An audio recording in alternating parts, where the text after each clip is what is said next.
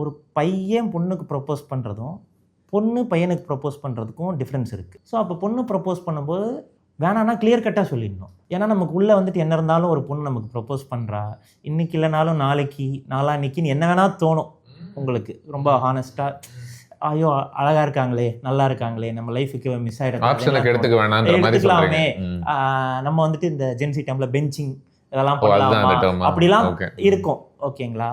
So அப்போ எனக்கு என்ன தோணுச்சுன்னா கன்ஃபியூஸ்டான ஒரு பதில். எனக்கு ஒன்று பிடிக்கும் தான் ஆனால் அப்படின்னு சொல்றது அந்த மாதிரி இல்லாமல் கிளியர் கட்டாக சொன்னால் அந்த மூமெண்ட்டில் நம்ம கெட்டவனா தெரிஞ்சாலும் பரவாயில்ல, பட் அது ஒரு புட்டிங்க பவுண்ட்ரி. ஸோ தட் அவங்க போவாங்க, 2 நாள் அழுவாங்க, அதுக்கப்புறம் அந்த இல்லைன்றதுல தெளிவாகி மூவ் ஆன் ஆகிடுவாங்க. மிக்சட் சிக்னல்ஸ் கொடுக்கக்கூடாது. அந்த காரணத்துக்கு தான் அவன் அங்கே கிளியர் கட்டாக ப்ரூட்டெல்லாம் சொன்னான். மேபி நீங்கள் இப்படி சொல்லும் போது தான் தோணுது, மேபி உனக்கு நிஜமாவே நீ மிக்ஸ்டாக நீ ஃபீல் பண்ணால் கூட நீ தெளிவாகிற வரைக்கும் அவங்களுக்கு தெளிவான பதில் கொடுப்பதே பெட்டரோ.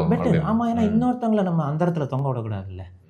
ஏன்னா அது கொஞ்சம் நல்லாயிருக்கும். ஏன்னா இப்போ நமக்கு நம்ம பதிலுக்கு லவ் பண்ணல தோணலைனாலும் நம்மளை ஒருத்தவங்க லவ் பண்ணுறாங்கன்ற ஃபீல் நல்லாயிருக்கும் எல்லாருக்குமே. இப்போது நான் உனக்கு ஓகே சொல்ல மாட்டேன், ஆனால் நீ கொஞ்ச நாள் என்னை பற்றி யோசிச்சுட்டே இருக்கேன், அது எனக்கு ஒரு ஹைக் கொடுக்கும் அப்படின்ற ஸ்பேஸ்லாம் ஒன்று வரும். அதுக்குள்ளே நம்ம வந்துட்டு போயிடக்கூடாது. ஏன்னா ஆப்போசிட்டில் இருக்கிறவங்க ஒரு human. So no has to be clear cut so that they will move on.